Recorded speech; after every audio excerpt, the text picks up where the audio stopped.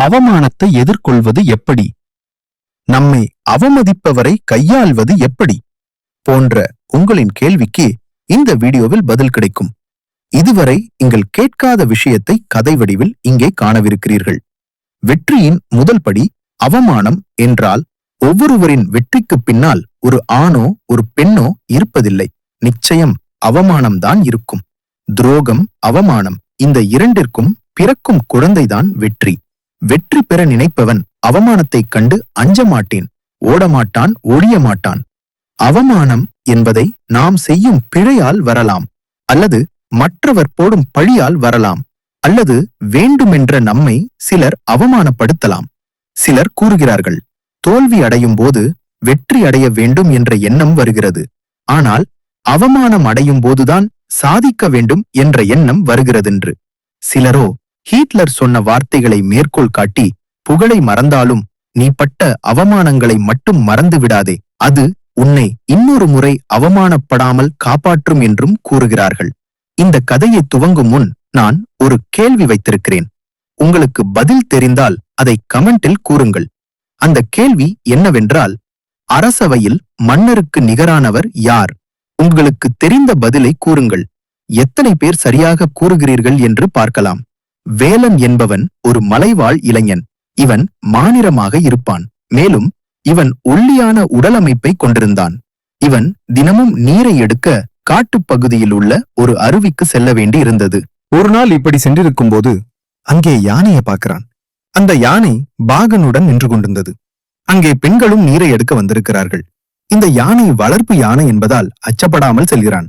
ஆனால் யானையையும் வேலனையும் பார்த்த பெண்கள் கேலி செய்தனர். இதோ பாரடி, யானை பக்கத்துல கரும்புச்சக்கை இருக்கு என்று கேலி செய்தனர். உண்மையிலேயே அங்கே கரும்புச்சக்கை இருந்தது. அதனால் அவன் அதை அவமானமாக கருதவில்லை, சாதாரணமாக விட்டுவிட்டான். இதிலிருந்து நமக்கு என்ன தெரிகிறது என்றால், ஒரு அவமானத்தை நாம் அவமானம் என்று நினைத்தால் மட்டுமே அது அவமானம். ஒரு நாள் சரியான இடி, மழை. மக்கள் அனைவரும் தங்கள் வீட்டுக்குள் சென்று முடங்கிவிட்டனர். மழை பகுதி என்பதால் எப்போது வெள்ளம் வரும், நிலச்சரிவு ஏற்படும் என்று பயந்து வாழ வேண்டியிருந்தது. வேலன் வீட்டில் அப்பாவும் அம்மாவும் இருந்தனர். அப்பாவிற்கு வாய் பேச வராது, அம்மாவிற்கு சரியாக காது கேட்காது. இவர்கள் வீட்டிற்கு அருகில் ஒரு சிறிய உணவகம் வைத்து நடத்தி கொண்டிருந்தனர். இவர்களுக்கு கடன் சுமை வேறு இருந்தது. இவர்கள் கடனில் இருப்பதாலேயே உறவினர்கள் யாரும் இவர்கள் வீட்டுக்கு வருவதில்லை. எங்கே நாம் சென்றால் இவர்களுக்கு பணம் தர வேண்டி வருமோ என்று அஞ்சினர். வேலன் தான் தற்போது கடையை பார்த்துக் கொள்கிறான். இவன் கடை பார்த்துக் கொள்ள ஆரம்பித்ததிலிருந்து இவர்களுக்கு வருவாய் அதிகம் வரத் தொடங்கியது. இப்போது கிட்டத்தட்ட இவர்களின் கடன் சுமை முழுவதுமே குறைந்து விட்டது. இப்படி இருக்கையில் இவனுக்கு பெண் பார்க்க வேண்டிய காலகட்டம் நெருங்கியது. பையன் ஒல்லியாக இருக்கிறான் என்று உறவினர்கள் யாரும் பெண் தர முன்வரவில்லை.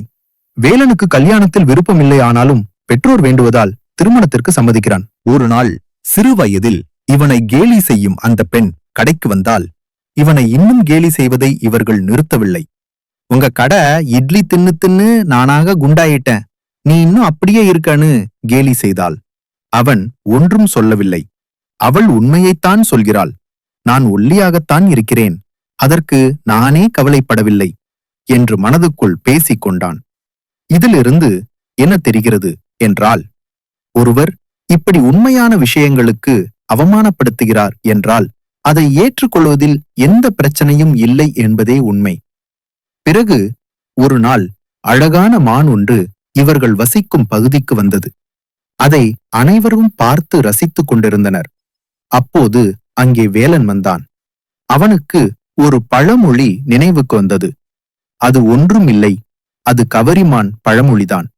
கவரிமானுக்கு ஒரு முடி உதிர்ந்தாலும் உயிரை விட்டுவிடும் என்பார்கள். நமக்கு இவ்வளவு அவமானம் பட்டும் உயிருடன் இருக்கிறோம் என்று கூறிவிட்டு சிரித்துக்கொண்டே அங்கிருந்து கிளம்பினான். அடுத்த நாள் பக்கத்து வீட்டில் ஒரே சத்தம் வந்து பார்த்தால் கடன் கொடுத்தவர்கள் வந்து சத்தமிட்டுக் கொண்டிருந்தனர். என்ன செய்வது என்று அறியாமல் அந்த வீட்டுக்காரர் அமைதியாக நின்றிருந்தார். வந்தவர்கள் எல்லாம் அவமானப்படுத்தினார்கள். அப்போது கடன் கொடுத்த ஒருவர், மாசமான கரெக்டா கடன் கொடுக்க வக்கு இல்ல, நீ எல்லாம் எதுக்கு இருக்கன்னு கேட்டார்கள். மற்றொருவர், கடன் வாங்கி கல்யாணம் பண்ண தெரிய, அத கட்டணும்னு தெரியலையா என மற்றொருவன் கேட்டார். பக்கத்து வீட்டுக்காரரோ, ஐயா இந்த மாசம் அதிகமா உடம்பு சரியில்லை, ஐயா இந்த மாசம் அதிகமா உடம்பு சரியில்லாம போயிருச்சு, அதனால கடனை கட்ட முடியல, அடுத்த மாதம் சேர்த்து கட்டி விடுறேன் என்று கூறினான்.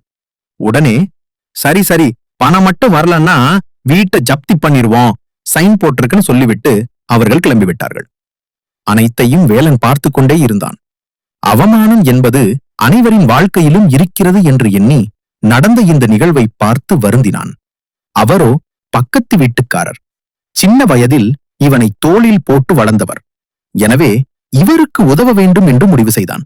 அவன் சேர்த்து வைத்திருந்த பணத்தை முழுமையாக கொடுத்து கடனை அடைக்கும்படி அந்த பக்கத்துக்கு வீட்டுக்காரரிடம் சொன்னான். அவன், வேண்டாம் தம்பி, நான் பார்த்துக் கொள்கிறேன் என்றான். இல்லை, இருக்கட்டும், நானும் உங்கள் மகன் போலத்தான் நான் உங்களுக்கு கடனாக தருகிறேன், நீங்கள் உங்களுக்கு பணம் கிடைக்கும் போது எனக்கு திருப்பி தாருங்கள் என்று சொல்லி இந்த பணத்தை அவரிடம் கொடுத்தான். அவரும் கடன் என்று சொன்னதால் அதை வாங்கி கடனை அடைத்து சந்தோஷமாக இருந்தார்.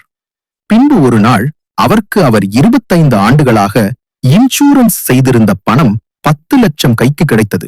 உடனே இதை எடுத்துக்கொண்டு போய் வேலனிடம் கொடுத்தார் அந்த முதியவர். இதிலிருந்து என்ன தெரிகிறது என்றால், மற்றவர்கள் அவமானப்படுவதையும் நாம் முடிந்தவரை தடுக்கலாம். அடுத்ததாக, யாரோ செய்த தப்பிற்கு மற்றவர்கள் அவமானப்படுவது பற்றி இந்த கதை மூலம் காண்போம். ஒரு நாள் ஒரு கம்பெனி சுற்றுலாவிற்காக வேறு ஊரிலிருந்து ஒரு கூட்டம் இவர்களது ஊருக்கு வந்திருந்தது. கிளம்பும் போது உணவே தங்குமிடம் இலவசம் என்று கம்பெனியில் இருந்து அழைத்து வந்திருந்தார்கள். வந்தவர்கள் அனைவரும் இறங்கி நேராக வேலனின் கடைக்கு சாப்பிட வந்தார்கள். கூட்டம் வருவதை பார்த்து இவர்களுக்கு ஒரே சந்தோஷம். வந்தவர்கள் தோசை, இட்லி, பூரி, பொங்கல் என வகை வகையாக ஆர்டர் செய்தனர். ஒரு வாரத்தில் ஆக வேண்டிய வியாபாரம் இவர்களுக்கு ஒரே நாளில் ஆனது. அனைவரும் அச்சுறுத்தப்பட்டார்கள். கடைக்கு கண்பட்டுவிடும் என்று அம்மா திருஷ்டி சுத்தி போட்டார்கள். அனைவரும் காலை உணவு அருந்திவிட்டு ஒவ்வொருவராக புறப்பட ஆரம்பித்தனர். எவரும் உணவு கட்டணத்தை செலுத்தாமல் அங்கிருந்து கிளம்பினார்கள். ஆனால் உணவக உரிமையாளர் அவர்கள் பணம் செலுத்தவில்லை என்பதை கவனித்தார். அந்த நேரத்தில் சிவா மட்டும் இருக்கையில் இருக்க உணவக உரிமையாளர் வேலன் கோபமாக வந்தார்.